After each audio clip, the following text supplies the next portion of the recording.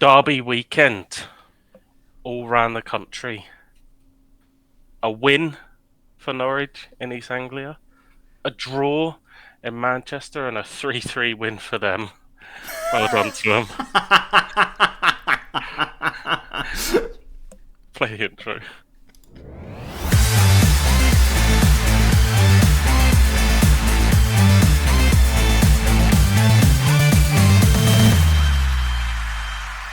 Hello, ladies and gents, and welcome back to the Football Boo Podcast, episode 21. This is a big episode this week. My name is Fennan, and joined alongside me, someone who is in quite good spirits based off of that monologue just then. I've got Mayhem. How are you doing? Apart from being under the weather, of course.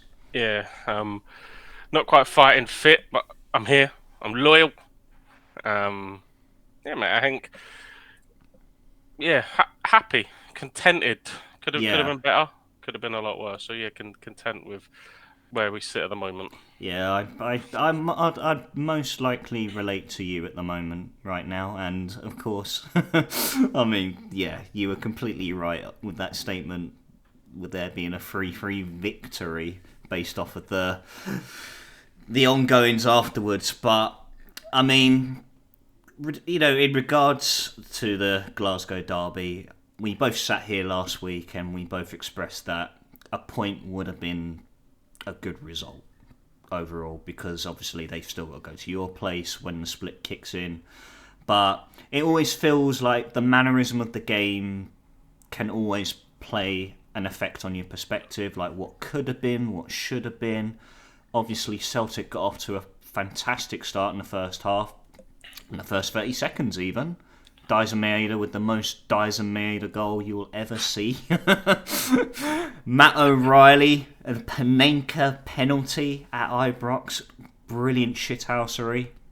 But then the next 45 minutes, which I only actually caught live because I got too indulged in my game of darts with the boys, and then remembered on the hour mark, oh shit, Celtic and Rangers are playing, let's get this on. And then so I turned it on. I think it was 2-1 at that point.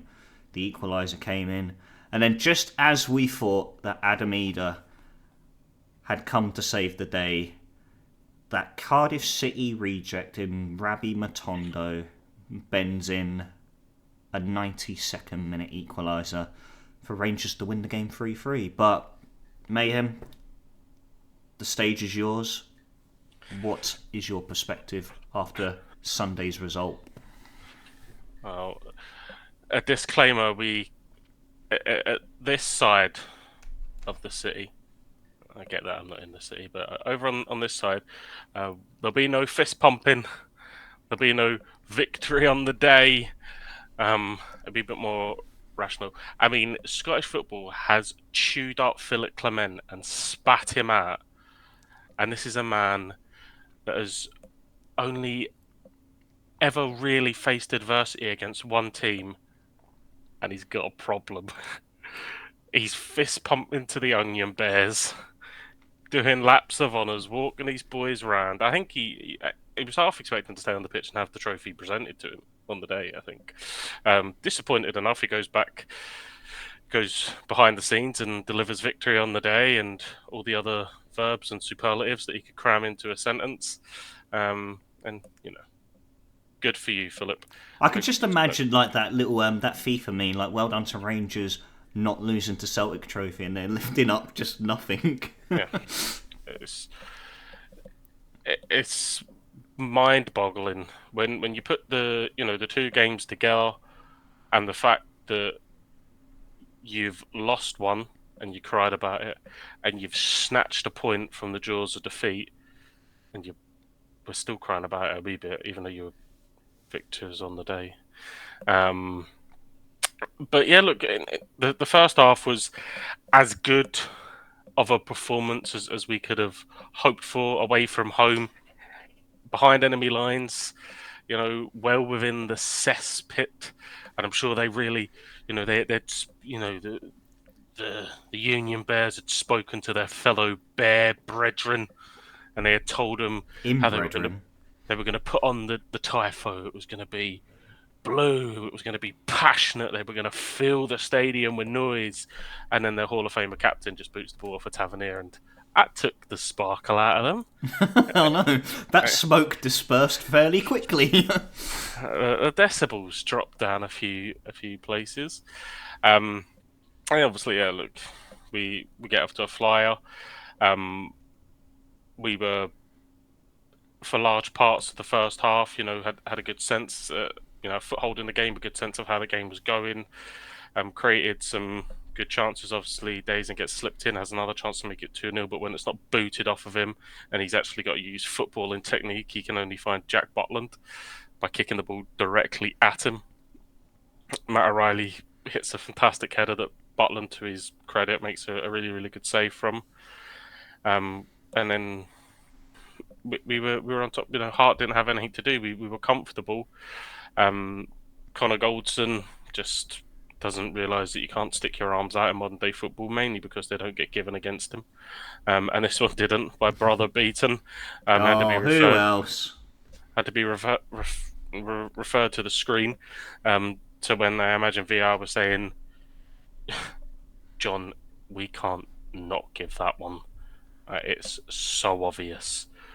So he begrudgingly had to point to the spot, and like you said, Matt O'Reilly Panenka's him, the coolest man in there, and super comfortable. Kyogo at the back post could have added to it as well.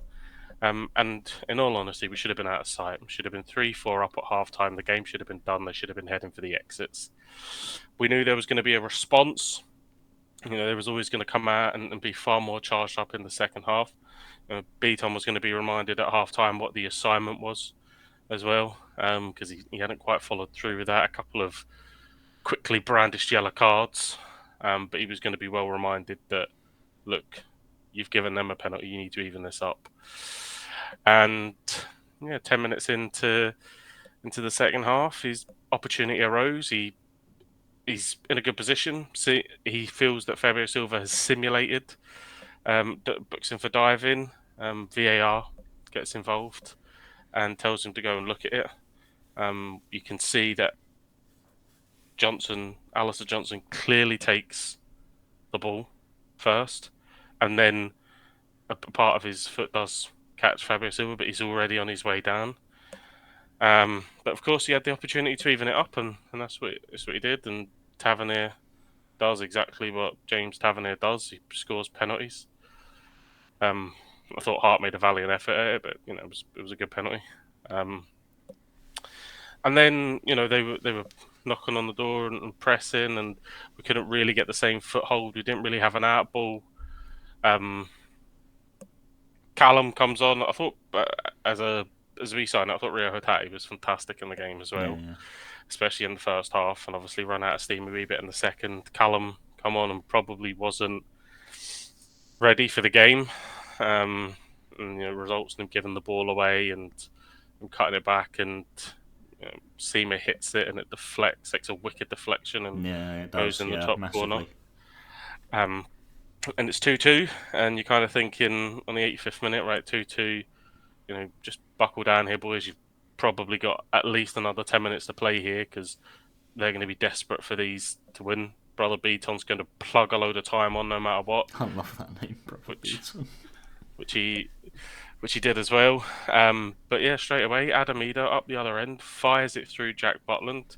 Southgate's jumped on a plane, come up to watch him, and thought, "There's a fucking reason you're not in the squad, because when you're not against absolute bums, you're shipping 3." And like I said, a point I'm happy with. I would have took it, but when you score in the 87th minute, you're really just thinking, right, boys, come on, right, let's just clamp together. And disappointingly for us, Yang, I mean, he may as well have not been there. He does absolutely nothing to stop Motondo cutting in, and again, credit. It's a wonder goal. Yeah, I felt like Yang made it a little bit too easy though with Matondo when you He could may as see well have not how. been there. Like, This is the it. guy, the guy barely has a left foot, right? I know that. So surely, as playing on the right wing and coming on, you must know what your job is. So when you've got Matondo on the edge of the box, what do you want to do? Show him down the line. Show him down the line. But Nope. Instead, he allows him to cut in, and we could have reacted better. But yeah, the guy hits a fantastic strike, flies into the top corner, and obviously the big job from there is, look, let's just make sure that all our hard work isn't for nothing today. It's still in our hands. And thankfully, the last action, Dessa's whistles a shot just wide of Hart's post, and it finishes 3-3. And you take a big exhale of breath, and you're gonna say, right, look, if we'd have offered that at the start of the day, we would have took it. Probably disappointed that we didn't get more from the game because of the positions we were in, being 2-0 up and 3-2 up with such little time left on the clock. But ultimately, we're leaving here with it all in our hands, and they have to come to our place where the roles will be reversed, where it'll be 60,000 strong. It'll all be in our favour, and in my opinion, I think it tilts it in our favour now. Whichever team goes on to win every single game or collects the most points from here wins the title. It's that simple. So, Absolutely, 100%. No, absolutely agree. And especially with the build up now, it seems to ease off now. I felt like the build up for this game was so huge, and that the mentality and determination to really come away with a positive result would have set yous up going into that split, and it rightfully has. I think it was a fantastic performance. Like you said, like the outcome could have easily been different, but like you said, in certain scenarios where certain players can't really perform to those positions and those, when you put in those scenarios like Yang was with Matondo, as low key disappointing it is, but the result itself kind of stands up, and Rangers, and you'd like to think Clement would want to actually see the real big picture and thinking, well, hang on, no, like the stacks are against us now. yeah, and look at you get it. You've got to install faith. You've snatched a point from a losing position. But a wee bit of over celebrating. Like they've obviously shown great character to come back into the game. They were 2 down at home. Were booed off at half time. Beautiful scenes. Um, but I think that played a big factor in it as well. Clement would not have heard that kind of chorus ring rant Ibrox all that often, and I doubt he would have heard it at that kind of level ever. So he really needed to make a big song and dance of the draw to really kind of get him back on side. But this is what I've said about this Rangers team. Right, fair enough, they've snatched a point, but when the pressure comes, when it really comes, Rangers only started to play from they were 2-0 down. So when the pressure was on at 0-0, game on, this is it. If you win, it's advantage used. We can't do anything. We rely on people beating you. It doesn't matter if we thump you 10-0 at our place. We rely on other people. Pressure's on. Game day. Can you deliver? No. You're in at half time 2-0 down, and you've only then started to play. And fair enough, you've got back into it and you've got a point from it. But that's when you started to play from 2-0 down, because you're just shitters. You just do not have the mental courage and facilities to go on and win a title, in my opinion. I could be proven wrong, could be sitting here looking very, very silly in 6 or 7 games' time. But those characteristics, those traits, those people that they rely on, Tavernier, these guys, Cantwell, someone they were absolutely gassing up last season, is just making the bench now. Tom Lawrence, absolutely ineffective, did fuck all in the game. All these people that just rolls off. Diamondi's the best thing since sliced bread, did fuck all. John Lundstrom, hard man again, vacant jersey. We're taking that in that first half quarter, and then when the pressure's relieved a bit, and they can be a little bit more, then they come into their own. And fair enough, they pull it back, and they do well to do that, and you've got to give them credit.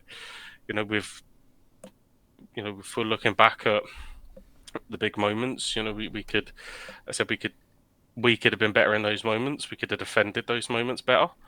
But you know they've managed to get those moments in their favour to go their way, but ultimately we've left that knowing that you've got to come to Celtic Park, and you know I don't think they'll be confident. They can look at it and they can say what they want, as they often do. But roll your sleeves up, get ready, because after the split Celtic Park, we're all going to be listening to another James Tavernier apology. It's Yeah, not good enough. It's not good enough. We know you're not, James.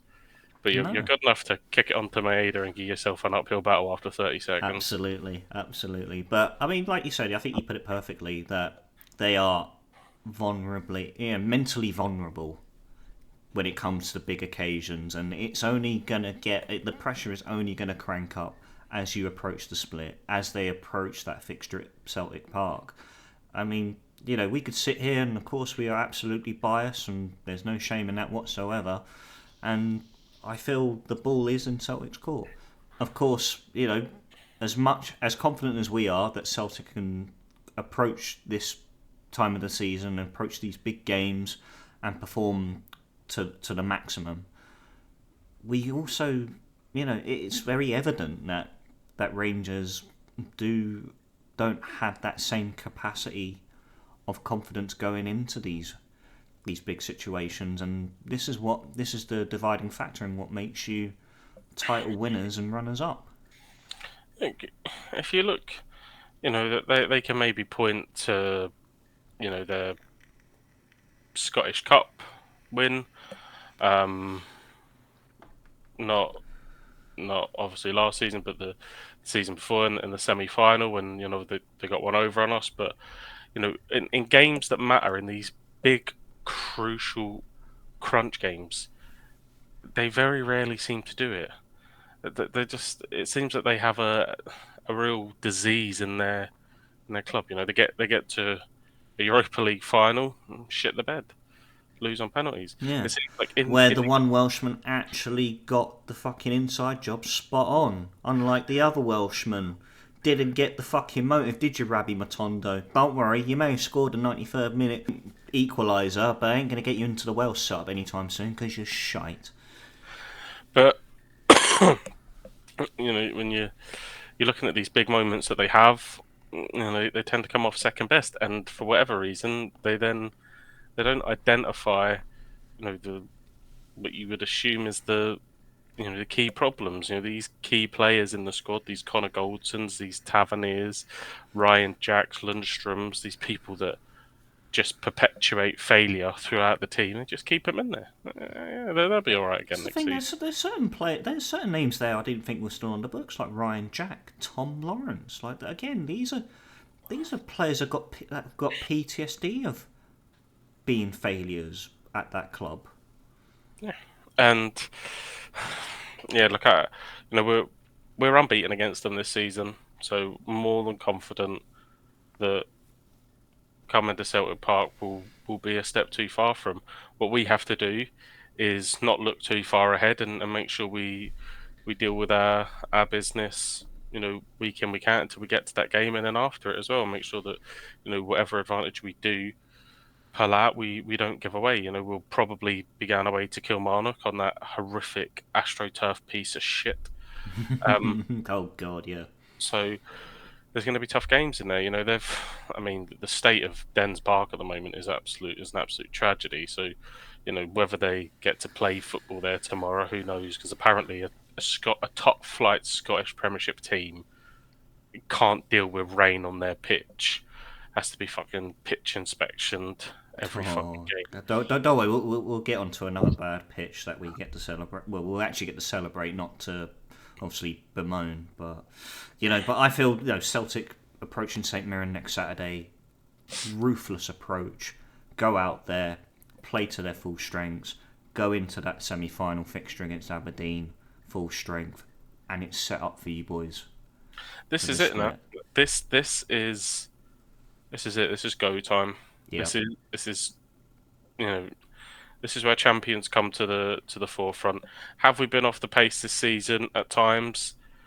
But if you can look at when we've performed our best, it's when we've needed it, and when the big games have come round. You look at the win in the Champions League at home against Feyenoord, you look at the result against Atletico Madrid at home in the Champions League. You look at all the Glasgow derbies, played 3 of them now, won 2 of them, drawn one, and the draw being in stoppage time. Otherwise, we were in a position to win again. What we've let ourselves down is giving away sloppy positions and taking our eye off the ball against the lesser teams in the league. So we take care of that, and we put ourselves in a position to go on a run. And people can say that it's in Rangers' hands and all this, and that's fair enough because it's true. But the alternative is also true that if Celtic win all their remaining games, there's nothing Rangers can do to stop us from winning the title, and that's the absolute default position that we wanted to be in after leaving Ibrox. Would it have been nice to have a 4 point gap? Of course, but the default position was leave Ibrox with it being in our hands, meaning if we go and win all of our games, then we're champions. So that's it. Time to put a run together now. Time to go and do that. Be clinical, be ruthless, and be three times in a row league champions again. Absolutely. And then the road to 10 in a row begins again. A long road to go, but a road that we really hope does come to fruition. But going from one derby to another, the East Anglian derby, in which we saw Norwich come out as victors at Carrow Road. A big dent in Ipswich's promotion hopes, but a massive boost for the Canaries in their playoff push themselves. Massive result. Huge, probably, the result that the Norwich bosses, whose name I can picture him, Jurgen Klopp's best man, his name's escaping me. Who, David Wagner? Yeah. So, probably the result, his biggest result as Norwich manager. Yeah. It was one that they had craved, and really they needed. But to be honest, I've watched Ipswich a lot this season and been so impressed with them. And I don't know what is wrong with them when they play Norwich. That's the worst I've seen them play all season by an absolute country mile. At least at Yeah. Portman Road, it was competitive. They were awful. Yeah, I agree. I think if there's one big trait that Ipswich have managed to really demonstrate this season is resiliency, where they just keep going, and keep going, and there wasn't any of that. They were completely deflated after the Nunez goal, and it just didn't look like they were gonna find their way back into the game in whatsoever. They just completely drained of any motivation, determination. Like, it rocked them massively. Whenever I've watched them, they've been high energy. Wing backs have gone up. They've been, they've passed through the lines. They've played it quickly. They've delivered, and there was none of that. No. None of it at all. Um, you know, I wouldn't say that Carrow Road was. I mean, it sounded atmospheric, but I wouldn't say that it sounded horrifically hostile Yeah. to make someone, clam up. It had a good section of away fans. Let anybody that's listening get a dig in about the Glasgow Derby about not having away fans, but it's only one next season. But they've a good chunk of their support there. So it isn't all just one entity really turning it into a cauldron. But they just looked flat. And boys that have been fantastic this season. Like Chaplin in the middle. Their wing backs. Leif Davis. Yeah, the boy is that the boy on the left, like their Leif left back. Davis, yeah. Been phenomenal this season. Yeah, Nathan Broadhead in there as well. Yeah, but he was playing on the wing, wasn't he? I think normally he kind Yeah, of. he usually plays out wide, but then he'll cut in a lot and he'll sort of free roam in the number 10 position. So just so disappointed because look, as a neutral, you want to see a great spectacle. as so many people would have been tuning in on Sunday and would have probably come away from watching the Glasgow Derby. I thought it was a good game. I enjoyed it. It was a good advert for Scottish football. But yeah, that wasn't that didn't look like a team top of the Championship. It looked like a team that Yeah, was very out of character. yeah, and they've now got to wait till next year if both of those two teams remain in the same division to try and break a 15-year long wait to beat Norwich. I do have someone that I work with is a Norwich fan, and I'd say You have a Norwich fan that you work with? and Oh, mate. I did say Places we meet these fans, eh? I did say is it not kind of written in the stars that they haven't beat you for 15 years, but you'll meet in the playoffs, and that'll be when they beat you. To that, he rebutted with about 100 no's. He says because then all they'll say is the last 15 years don't matter. So that feels like Rightfully so. very sort of storybook writing, but we do see it come together sometimes. I hope Ipswich go up automatically, and Leeds are giving it their best efforts to allow them to do that as well. Yeah. Fuck me over for my bet as well. Well, I But, say get yourself down to bookies tomorrow. I think you may have. I think you may have told the future there. If hypothetically Ipswich and Norwich meet in the playoff final at Wembley. well, I think it's more likely that Norwich will finish sixth and Ipswich will finish third. So it'll be a two-legged East Anglian derby playoff semi-final, Yes, it would be. No, you are correct. No, absolutely. and that would be Yeah. The only way spicy. they could avoid each other is if Norwich were to overtake West Brom in fifth. Which is Mm. possible. It is possible. I mean, West Brom did. I mean, they conceded a 2-goal lead at Stoke on the weekend as well. So I don't know if they're starting to really feel the pressure now going into these remaining 5 games, and so I think that got to them. Obviously, Stoke have got a fight on themselves to avoid relegation, and so yeah, it's crunch time for everyone in the Championship. I mean, except Cardiff, and we'll get onto them in a very very short moment. But but as things stand, We're gonna Norwich. get 10 mil for Mikey Johnson. Pass it on. I tell you what, if he's cooking at West Brom, I don't know what the They fuck they're can feeding fucking him. keep him.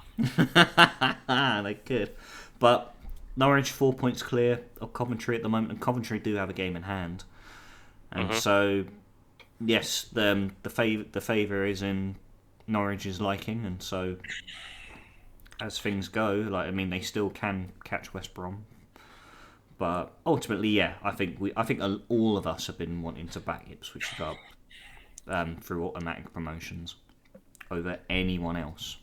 Yeah, look, I really hope they do go up automatically. They've been a breath of fresh air. The manager um, has done an incredible job. Is it Keith McKenna? Is it?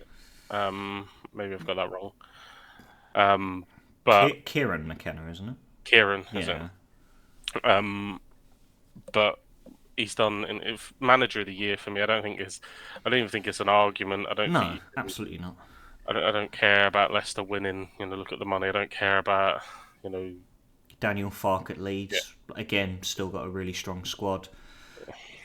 If Russell Martin at Southampton can get right in the bin, manky Jack prick. And again, the money that is at their disposal because of the relegations. So look, for Ipswich to be where they are is fantastic. I hope they don't crumble. But I think this weekend's result will be tough for them. But it's the Championship. You'll get another game very quickly to get over yourself and get back at it. So yeah, I'm sure that they'll get back on it and get a positive result because it's not like they went there and played their best and they weren't good enough. They didn't get out of first gear.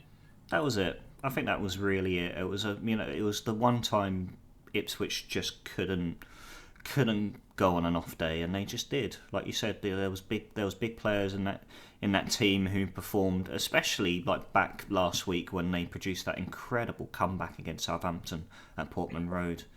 Jeremy Sarmiento scoring the winner, but then like you said, like players like Chaplin, Sarmiento, Broadhead, Davis, who just went completely missing in that derby. And I think McKenna knows what went wrong. It's an off day, and they go again next week. They'll bounce back, and Ipswich have definitely got it in them. Yeah. And I hope they get automatic promotion. I do. So yeah, Absolutely. but good derby day. Good derby day indeed, yeah. Good weekend of derbies, and we'll get onto that other one later on.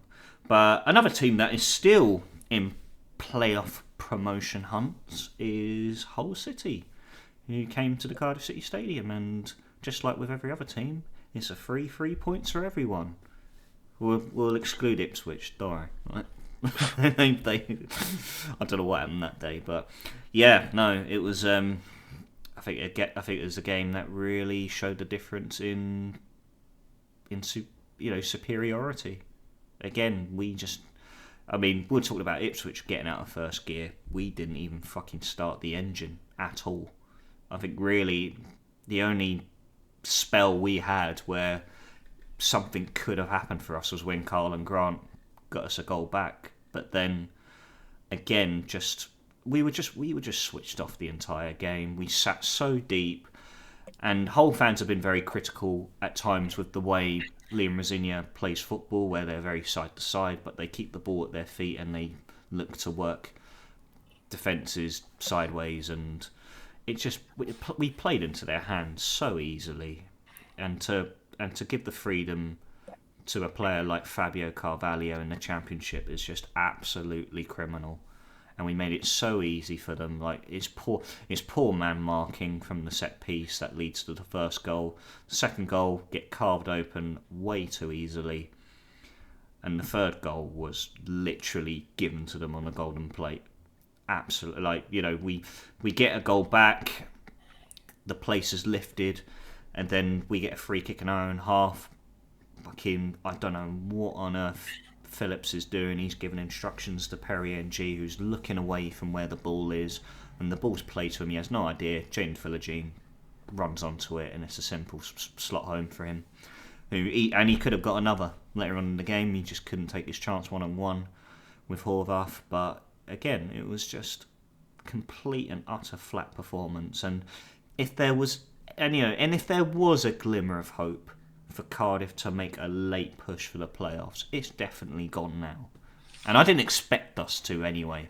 I think where we are right now is where we deserve to be. I think we can sit here and acknowledge that Bullet has done everything that he could possibly do with the group of players that he has at his disposal. I think he's done a brilliant job. I do not understand why fans, why Vincent Tan especially, who's ultimately got the final word on his future, don't see why not tying him down.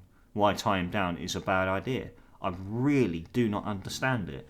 And of course, you'll have the statisticians come out and be like, "Oh, we scored this many goals from open play last season, but then we've scored more goals from set pieces, but we're still scoring either way." Of course, we'd like to score more goals from open play, but again, if we lack the attacking quality, which we evidently do, because there was no really attacking intelligence in that game on Saturday, where if we did get the ball forward from the deep line we were playing, if we did get it forward, it was just a matter of fine margins as to whether we made the right pass or the right move, the right run.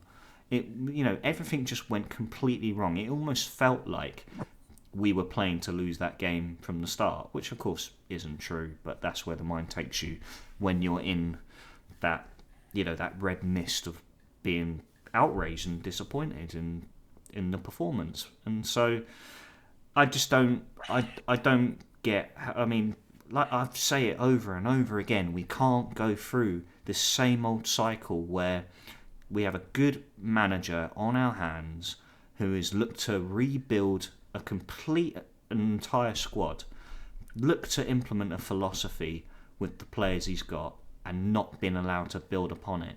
We've had it with Steve Morrison in the past, who was probably the most promising one, and he got the sack after 10 games. Are we going to do the same with Errol Bullitt, a man who's taken us to mid-table, nowhere near relegation, has recruited fairly well, and he's even expressed that he would look to not only bring some of those players back, but also build on that quality that he has that really do adapt to his philosophy. Are we going to throw him to the wolves and then bring in some? Are we going to bring in someone like fucking Kenny Jackett? Is Mick McCarthy coming back for a second dance? Like this club would not surprise me, but I cannot stress how important it is for us to get him tied down, because if we don't get him tied down, we'll find ourselves back down in relegation danger next season. Well, it's like you said, what's the point in allowing someone, 12 months in football in terms is no time at all, especially when you're coming in, to a place and you don't have an overhaul budget. Where he's obviously highlighted certain areas that he's targeted as priority, and thought he can kind of get by in other areas, and I'm sure they'll be the target in the summer. But hey, stability breeds success. It's just the way it is. Absolutely, nail on the head. Having uh, the same voice, a consistent voice that leads and builds and teaches, that, like you said, that style, and speaks for the club. Um, and there's no denying that Cardiff have made progress this season. I think Absolutely. you probably started off a little bit too hot, and that's why you're getting all these people that are talking about, he's on bad runs and so on and so forth. But yeah, if there isn't a Cardiff City supporter, if I'd have said, right, you're going to be here on the 8th of April at the start of the season, that wouldn't have said deal. It's not one. There is not one. Absolutely not.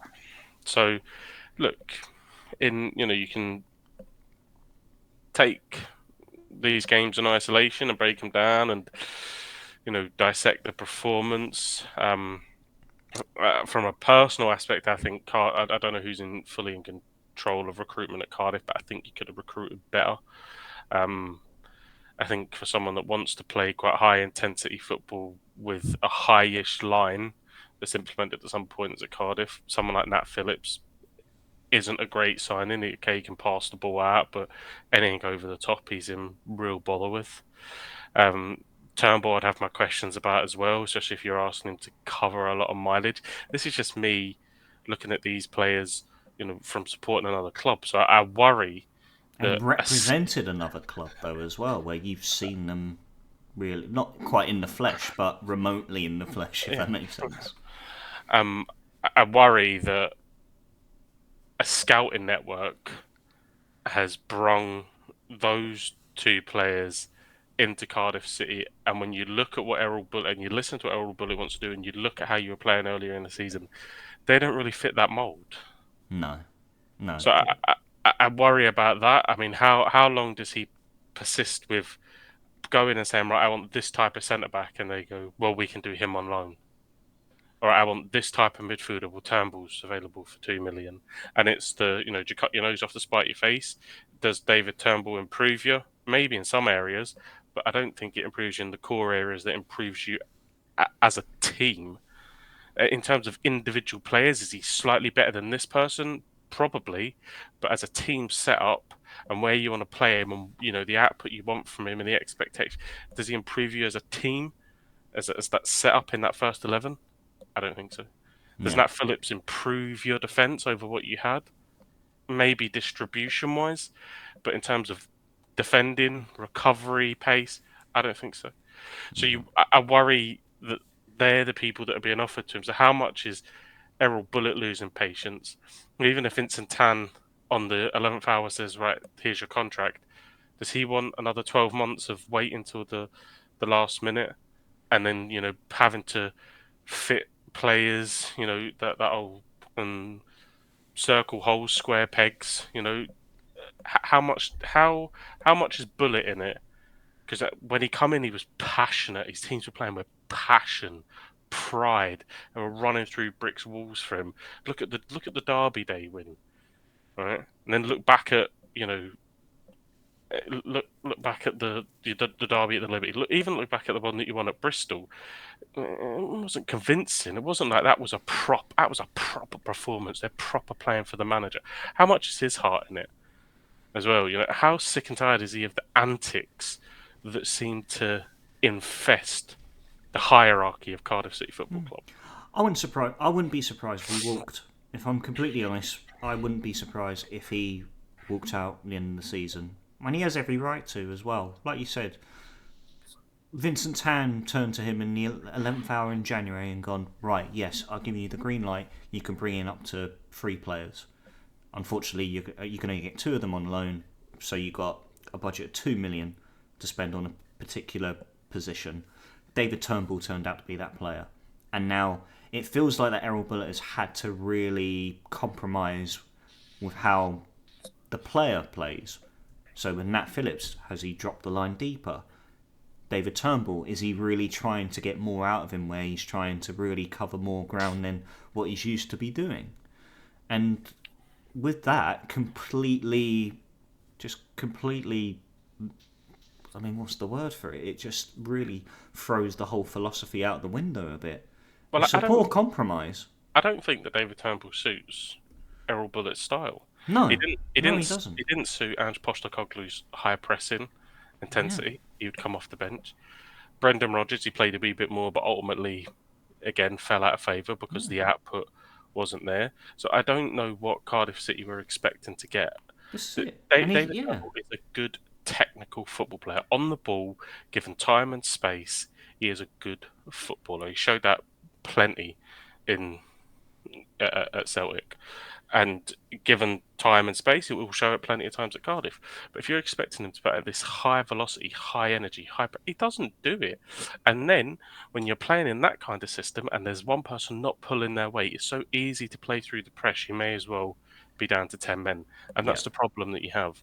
I don't think you can play Turnbull in that position as that advanced playmaker. Because that advanced playmaker really has to go and join the the front three in that press. He has to be that. So you have your trigger press. There you go. He has to be the second mechanism. In some points, what you'll see in for a lot of teams is that midfield that's playing advanced play almost takes over and becomes the trigger press. So if a striker's pushed wide or he's pressing, then he'll come forward. Turnbull just doesn't have it. He just doesn't have that high velocity, high work rate, high energy. He doesn't have the engine no, to he really doesn't. do that.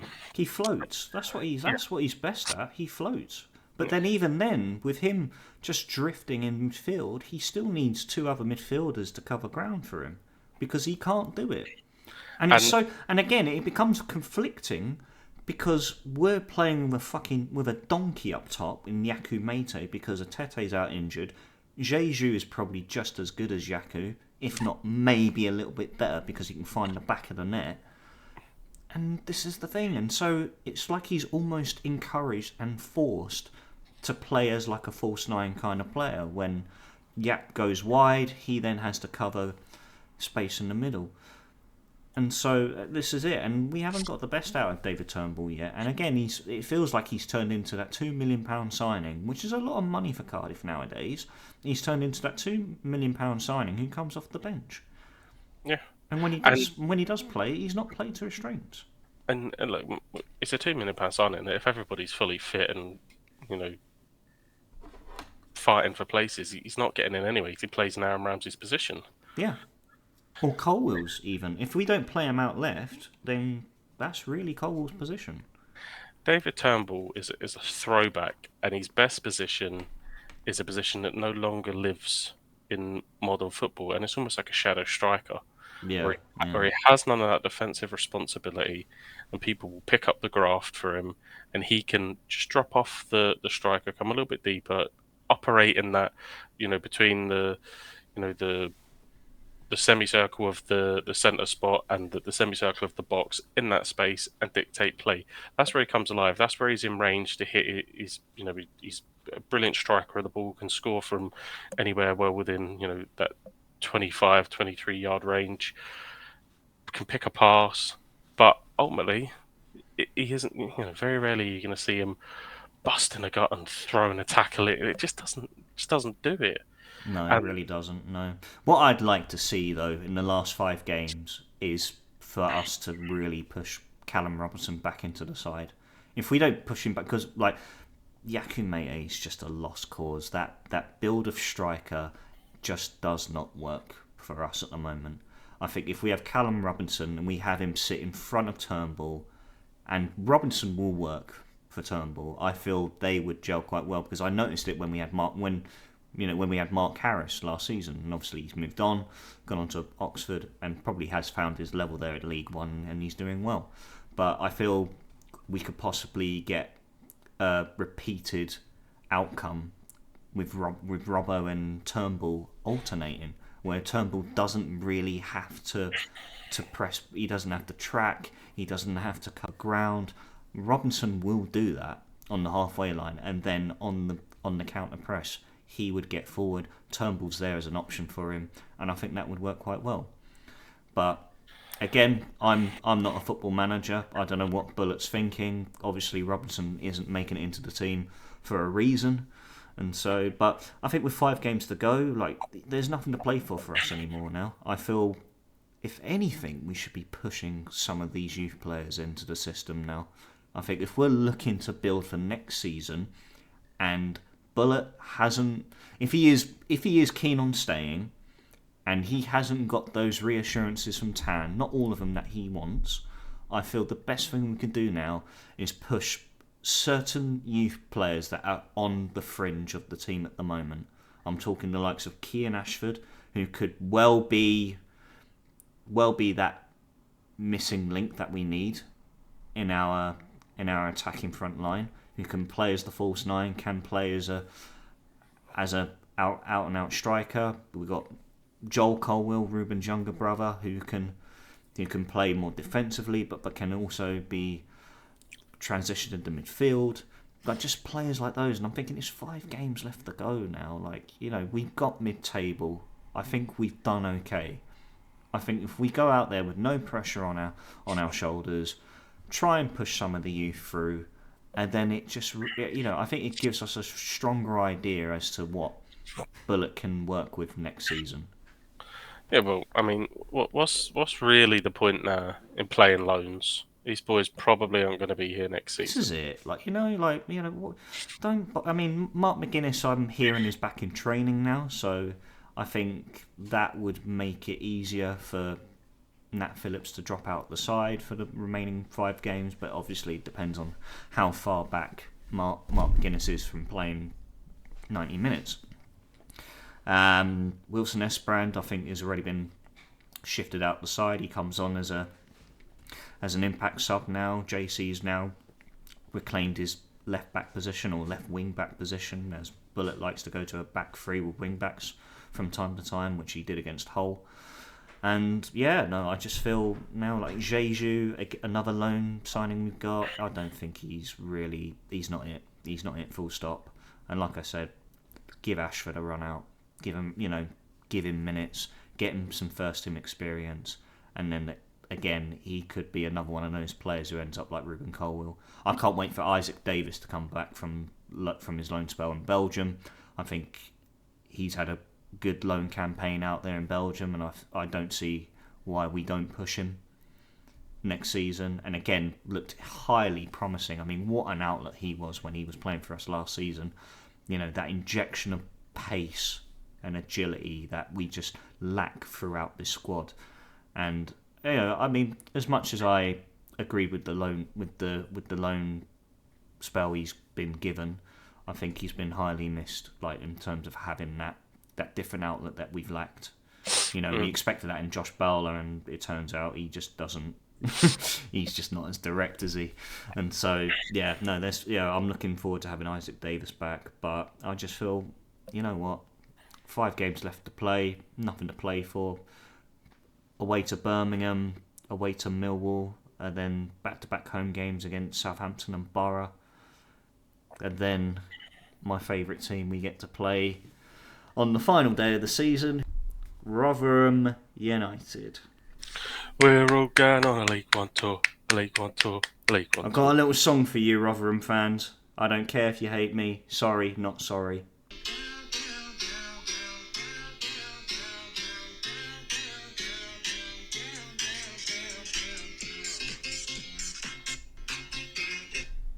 Yep, you're going down. Don't come back until you fix your fucking field. Anyway, moving on. So we had another derby this past Sunday in the form of Man United and Liverpool. And we expressed last week that this is probably going to be the tightest title running this season between Liverpool, Arsenal, Man City, where they just all didn't look like dropping points whatsoever. And Liverpool, a point at Old Trafford, you'd look on paper, you think they would show up for that kind of game, but they kind of self-destructed with the goals they conceded. Liverpool. I mean, it was incredibly reminiscent of the FA Cup game, in where Liverpool had so many opportunities. Darwin Nunez just seems to take his brain out when he goes to Old Trafford. He Like, really does. he can't seem to pick the right thing to do. Puts his right boot on his left foot and his left boot on his right foot. Yeah. Yeah, it was.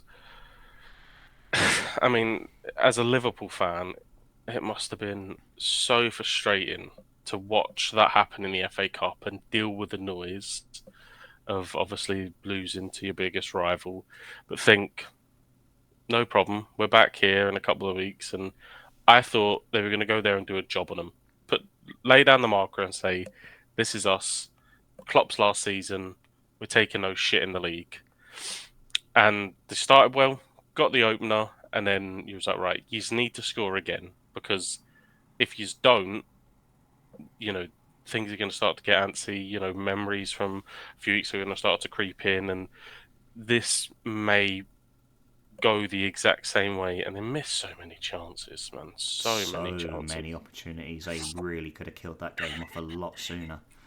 And they just made And it then, difficult for themselves. and then Bruno Fernandes, takes his opportunity really, really well, and it's game on. And then Kobe Mainu with a absolute peach of a finish. What are your To thoughts on Kobe Mainu? I mean, he's been the talk of town as of late. He's like, been. I mean, I think it's the same. It's the same pattern that follows around any young English player that yeah, plays for a big club. They're dubbed the next Pele before they've even had 2 seasons under their belt. I mean, look at Bukayo Saka and all the superlatives people were dishing out. He was going to do this and he's going to be this, and he hasn't really come to the forefront this season. I think the way that Arsenal fans expected him to. He's had a decent season, but I don't think he's really lit it up the way that they expected him to. And you look back down the years, and the same thing happens all the time, whether it's Rooney or Owen or you know one of these players emerges and they go, he is, whoa, he's the best in the world, best thing since fucking sliced bread. I'm telling you, Deli and Alley, mate. Fucking yeah, unbelievable. and Different gravy, mate. they pile so much pressure on him, um, and this hell of a responsibility to be in that Man United midfield at his age, playing in that kind of game and delivering. So I think he's got a really bright future, but still I think he's got to be managed in the right way. He's played Absolutely, yeah, a lot of exposure. Obviously, was called up to England. yeah. I don't know if he'll make the Euro squad, but um, he's got to be managed in the right way and protected in the right way as well. But I think if if he wasn't at Man United and they weren't in such desperate need, I think 100% he could go on to be fantastic. If he was just across the city and being managed by someone that didn't desperately need that kind of player in there. You see how Phil Foden was really just worked into that team and the player he's become. I don't think United are in that situation. They need players, they need them badly. So he's a lot of responsibility. I just hope that doesn't cause some kind of burnout. So hopefully he gets managed in the right way, and if so, yeah, I think he can be a special player, and he delivered a special moment. Absolutely, and he does look like a special player as things are at the moment. Despite all the hype as you usually do get around these English youngsters, like they actually have to be nurtured and made sure they're not overplayed and they get burnt out, and then they become, I wouldn't say washed up, but they kind of have hit their potential a little bit too early. It Hmm. feels like kind of like in the sense of like Marcus Rashford, for example. Like he had his breakout moment. He then disappeared for a little bit. Had a bit of a outstanding season last year, but then again completely boiled off. Jadon Sancho as well, when he got that big move to United after bursting on the scene at Borussia Dortmund. And again, like it's just the hype, and especially I think the club's mentality and the changes of managers as well completely can disrupt that progression.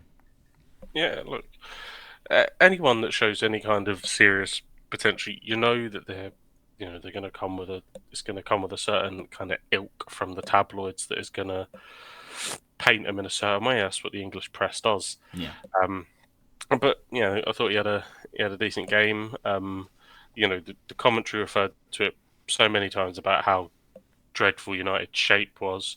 And I think at one point Szoboszlai just picked the ball up from in his own half and just run straight, and was all of a sudden at United's box without encountering anyone. So there's stuff he's got to learn, but he doesn't have that person to really teach him in the moment. He's having to learn it for himself, but um, he certainly can. I think on review, I don't think the Liverpool's penalty should have been given. I think it's a dive.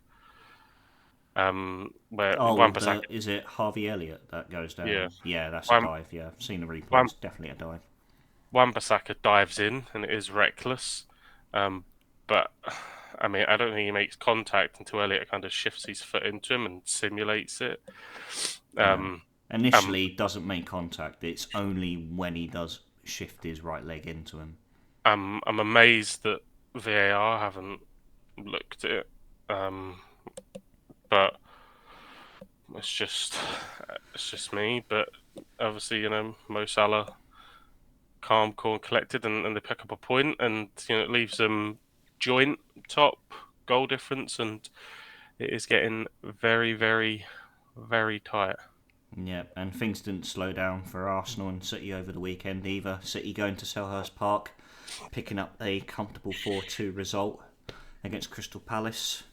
And then, of course, Arsenal going to the Amex to beat Brighton by 3-0, which was a very ruthless result and comfortable victory for Arsenal. And so it is really starting to get so tight that you really couldn't put your finger on who's going to run away with it. I still personally think, because of past experiences, that Liverpool and Arsenal have a tendency to bottle it when things start to get intense. And City, with them chasing, this is them in their element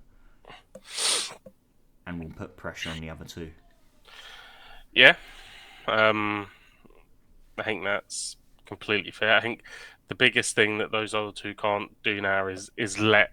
This is going to sound incredibly obvious, but they can't let City get in front. And what I mean by that is, if they let City lead and then just going into games, and they've got that chance all the time that they can keep City as the chasing team. But if City get out in front, I just think that they'll stretch away. They'll they are the prized racehorse. They'll just go lengths in front, and we see that with Arsenal last season. Once City got in front of them, that they started to fall away. Almost like the belief had gone. Like, oh, they're Yeah, back to yeah, the summit now. We can't pull them back in.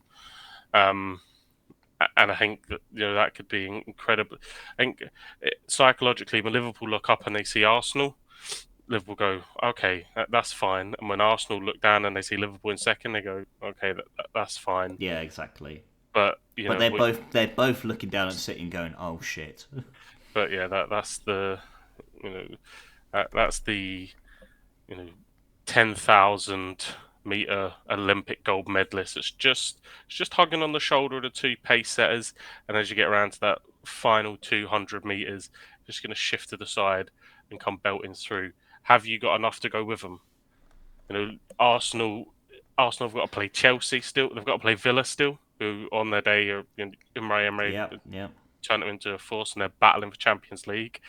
And again, Imre Emre is he can he comes across very obviously courteous and very respectful, but there's no doubt that he'll want to get one over on Arsenal just with the way that things left. Chelsea, their cup final will be to stop Arsenal from winning the league. They've got to go away to Spurs, whose fucking Champions League final will be to stop Arsenal from winning the league. Don't worry Yeah, about cup yeah, final. That, absolutely. that'll be level on par with their greatest days. So they've got some really big tests to come through, huge hurdles. And City have been there and they've done it, and they that's what you kind of find with these big teams. Fergie's United had it, Mourinho's Chelsea's had it, Wenger's Arsenal had it. That they just get results at this time. No matter whatever's put in front of them, they come through, and that's what Pep City have as well. It doesn't really matter what you put in front of them. They just seem to be able to overcome it, and the face that they're bearing down on back to back trebles, and not just any treble. Right? As a Celtic fan, I don't say this very lightly. That domestic trebles are fantastic. Yeah. Some teams have won a quadruple one, but trebles are fantastic. But to be sitting there with an opportunity to go back to back in FA Cup, League title, and Champions League. Can you probably the only way that City could ever outdo that treble in '99? They could match it, and they did last season. Probably the only way they could ever outdo it is by doing it back to back, Yeah. and they've got the bit between their teeth. Like they And are, that's a piece of history that is. they're a superpower. They're a juggernaut. They are insert feasible metaphor here, and they are it. They really are the Muhammad Ali, the Mike Tyson of this footballing generation. They're Yeah. fighting to do The four in a Roman row. Reigns. Wah! But the battling for four in a row, which has never been done, not by you know all those great teams that we just listed. So all kinds of history that they're fighting for. They're the best manager in the world. Um, some incredible players, most charges, allegations. Um, but I think if you're a better man, it's so difficult, so difficult to look beyond them. Um, Absolutely.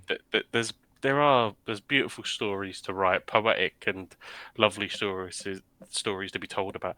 This is Klopp's last year, and he's going to win a title, and he didn't do it in front of the fans. He's going to, and Arteta, they stayed with him through thick and thin, even when he finished seventh or eighth.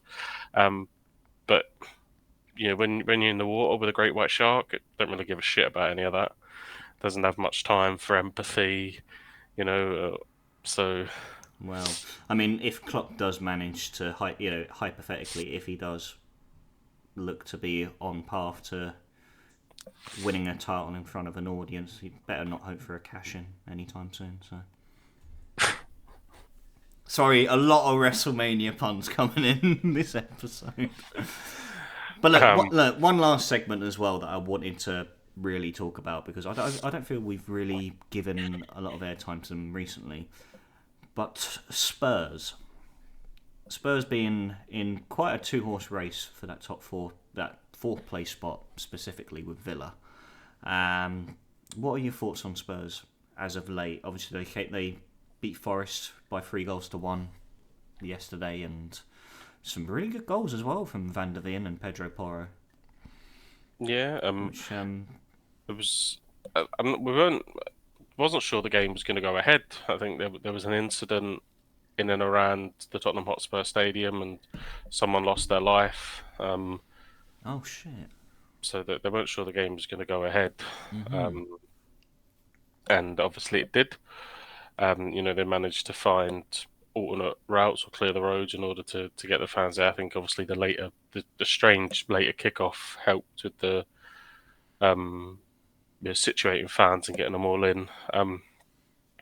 In terms of the game, I didn't see it.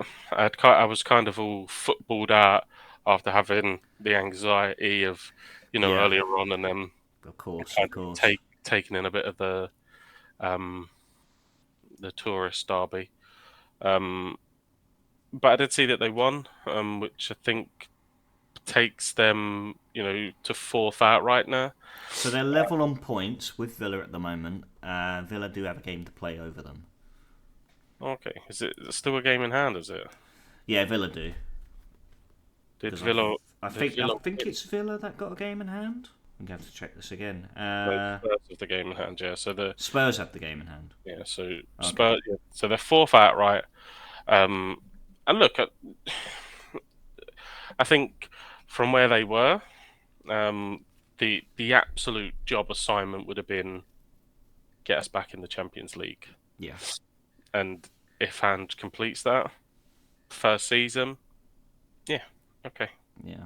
And Ange came out after the game and said that we're not focusing on Champions League football. Do you feel that's like a mentality Don't believe game? anything that big fucking fuzzy Aussie said. He told us he wasn't leaving.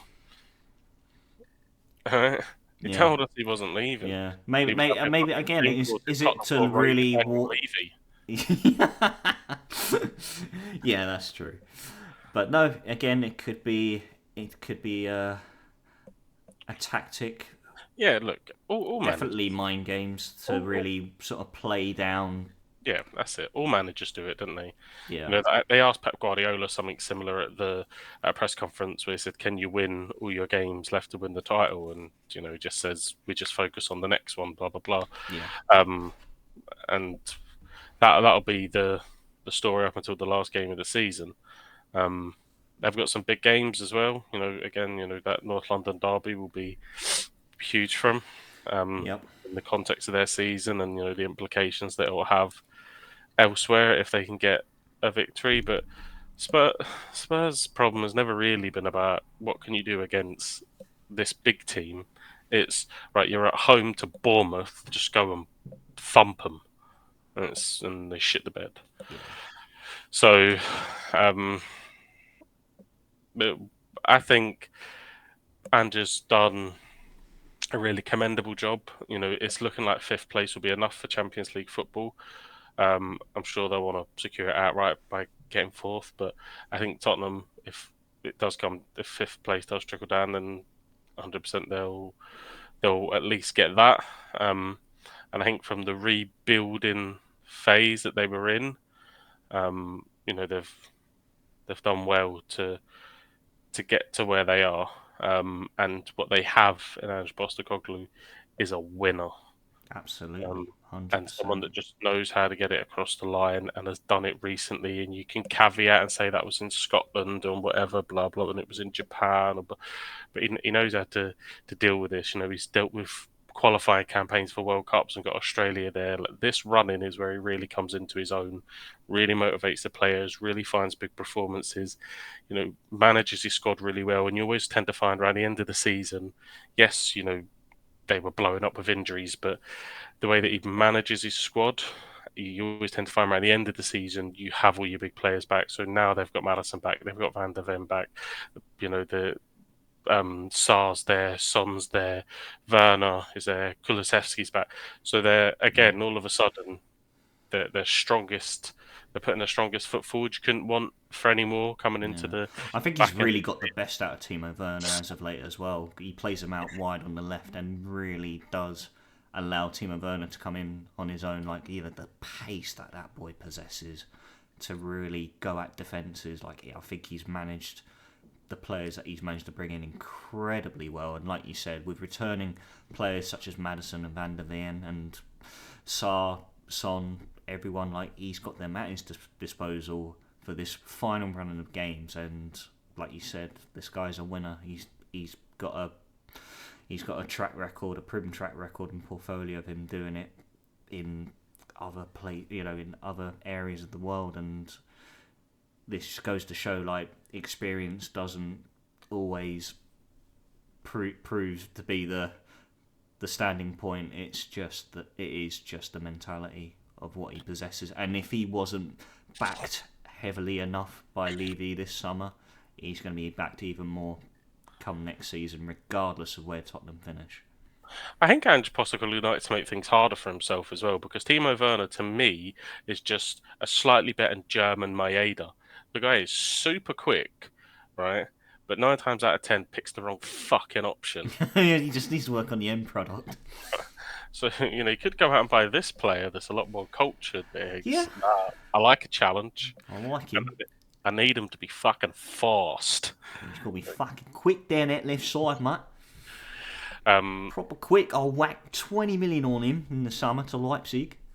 but I think in what they have, I really like Kulusevski as a player, and obviously Really good player, Kulusevski. Son through the middle. Technically, really gifted. And I think that's where the break off can be, that maybe Werner isn't as technical, but you've Son and you've Kulusevski, two incredibly gifted players. Yeah. And at the end of the season, who'd have thunk it? But Tottenham will have won as much silverware as Harry Kane's Bayern Munich. Way!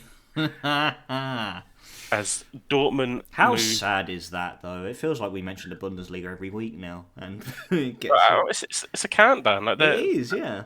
Leverkusen yeah. are on the precipice. I think Bayern lost again on the weekend. They won, so that means that a win this weekend, I think, and it is officially confirmed that Leverkusen are Bundesliga champions for the first ever time in their history. And Xabi Alonso's dropped the Wolf of Wall Street meme. I ain't fucking leaving. Yeah, exactly. Everything's coming up roses. Yeah, absolutely. Unless you're Harry Kane. Man, pleasure as always, mate. Good to see you in good spirits. Hope you do recover from the cold that you have managed to succumb to. But thank you for being here. Pleasure as always, mate. Pleasure, mate. Ladies and gents, thank you very much for tuning in. If you are new to the Football Booth podcast, you can check us out on all audio platforms, including Spotify, Apple and Audible. If you'd like to check us out, see our beautiful faces on the camera, go over to YouTube at the Football Booth, and you can check out our episodes there. And whilst you're over there, drop a like on the video, subscribe to the channel if you are new, ring that bell for notifications, and until next time, ladies and gents, I bid you all good night and the star.